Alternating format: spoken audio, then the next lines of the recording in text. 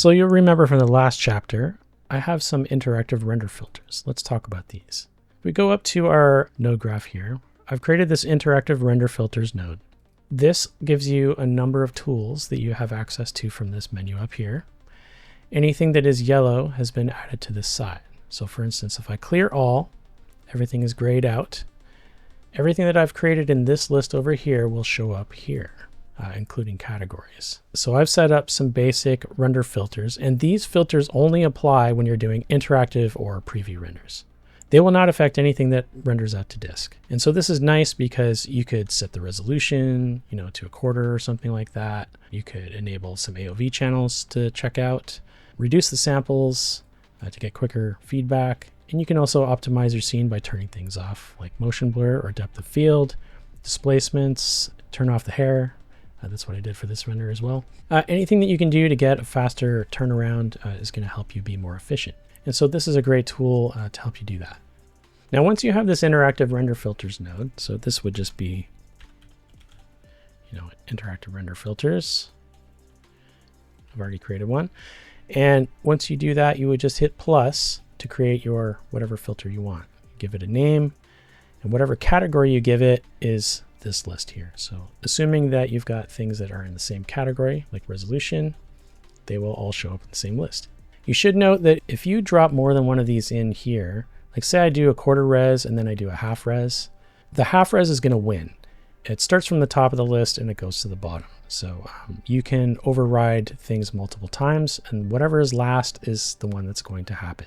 Let's clear all of these for now and just move back over here. Let's give ourselves a bit more space. So for instance, if I'm setting a resolution, I would just use a Katana render settings node, and then you can set the resolution to whatever you like. So the half res, it's the same thing, just setting it to something half the size. So those are all pretty straightforward. AOVs, that's something I'm going to come back to in a second. I'm going to talk about everything else first. So we go down to progressive.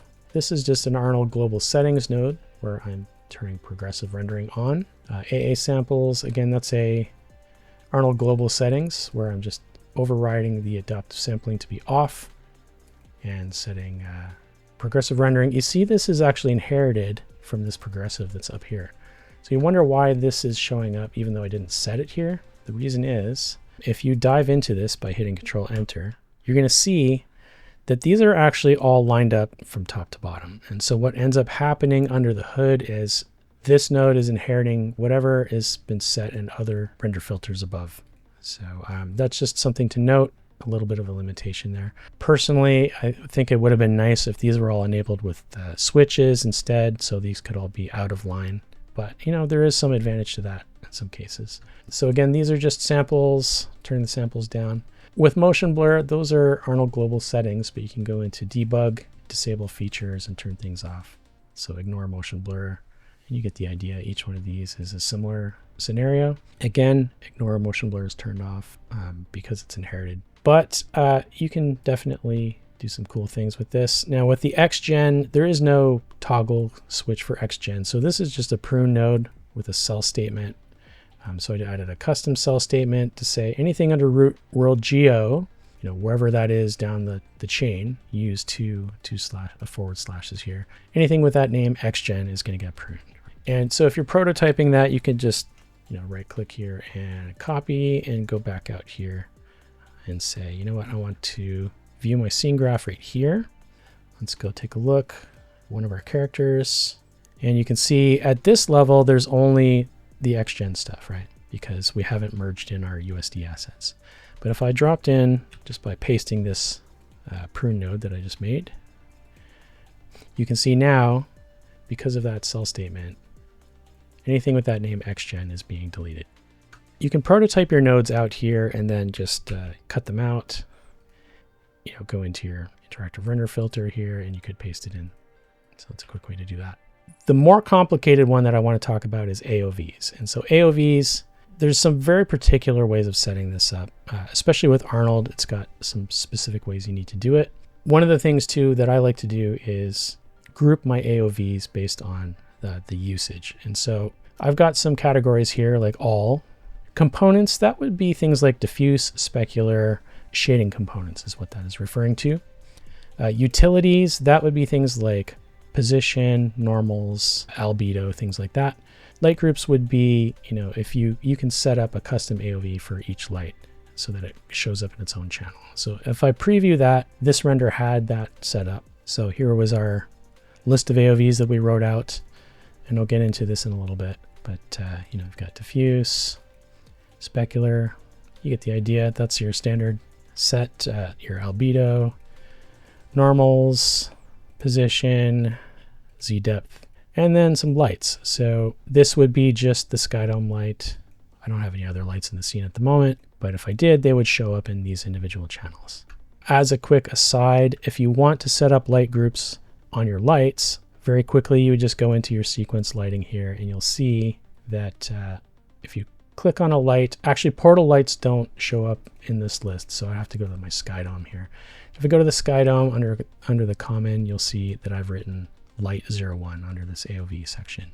And another quick aside, normally when you're setting up light groups, when you're writing out to disk, this isn't actually an issue with Arnold, but for some reason in the monitor here, the tools limit the ability to be able to dynamically display or write out the particular light AOV.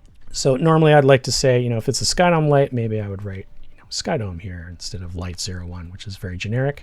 But I've set up light 01 specifically because of a limitation in the way Arnold is working in this, and the way that I got it to work.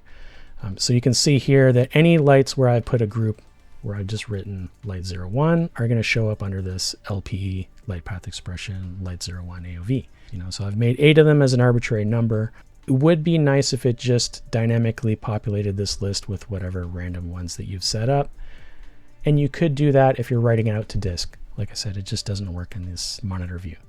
So how did I set that up? If I go back up to Interactive Render Filters, let's talk about the different ones that I've created here. So I've got enable channels. So I'm going to use this Arnold Output Manager, and I'm going to say these are the channels that I want to output, and these are the drivers that I want to run. So there's one driver for each one of these channels. Once you've done that, that's going to output to here, right? So if you wanted to set one of these up, the way I would normally do it is you have your AOVs over here, and this is a list of pre-populated AOVs that are available. If you wanted to add any, you would need to hit this plus. And so I've actually hit plus here, and under each one of these, I would say RGB. So I go LPE, light 09. And for the light path expression, that's what you're entering in the actual light, right? Actually, I need to make that lowercase. So whatever you type here is what is going to be corresponding to the light group that you typed in for your light in the gaffer panel. So light 09, I'm going to say that, and now I've got this here. And actually, that reminds me, I need to actually edit that, because you can see here, the light path expression is not just the light name. You actually have to put this whole syntax, right? So if I go here to one of the ones I've already done, there is some Arnold documentation that you can find for light path expressions. So this is the expression that you need. Copy that, and then go out to here, just paste that in, change that to 9, and hit OK. All right, so the next step that I would do is I actually want to make a driver. So I start up here, then I'm going to jump down here. I'm going to make a driver. So I just hit plus. Let's call it LPE, light 09. And you can see that nothing shows up under the incoming channels, and that's okay, because you have to specify it from the output channel here. And so now what I'm going to do is go to the output channels, hit plus. So I just type in light 09, and then I'm going to go to this list. Because I've specified it here, I need to choose it from this list. So I go down to the bottom and choose light 09. And then I have to set which driver it's going to go to. So light 09, I'm going to check that checkbox and hit OK. And now you can see I have added another one. So I've gone through and made all of these. It's a simpler process when you're just doing, something like diffuse, because you don't have to actually create an AOV first. Say I wanted to pick an AOV to output. So I wanted to say, you know what? I want to output the, background or something, or, direct lighting or something. So I just type direct. And I don't have an output channel yet because I haven't made I don't have a driver for it yet. So I'm just going to leave this unchecked for now. I'm just creating the channel first. Hit direct. Now it shows up in this list. Down here, I'm going to also make a driver. Call it direct. I don't have to specify anything here. And again, I'm just leaving these things alone. Hit OK. Then I'm going to go back to this one and click on the little wheel. And now I want to choose the direct driver for that. Hit OK. So that is now showing up in my enable channels. So if I go up here and enable channels, this will actually enable the channels but not output any of them. We can test that out by going down here. Actually, I'm going to enable a couple more of these. So half resolution, 2 samples, progressive rendering, turn off motion blur, turn off displacements, and ignore depth of field, and ignore XGen. Okay, so if I've got a bunch of these in here with my enable channels, let's see what happens. Okay, so we've got our render going. Let's click on here. And you can see, yes, we don't have any outputs. So again, we need another step. And that's what each one of these is doing. You need render settings, and you need to actually specify the channels that you're going to output. Okay, so you can see from my all AOVs section here, but click on this list, I've explicitly checked each one of these. Now you could just set this to all, and it's going to do all of them by default. But I find it better to specify exactly which ones I want to use in case I add some to this list that I actually don't want for some reason. So I prefer to do it one at a time this way.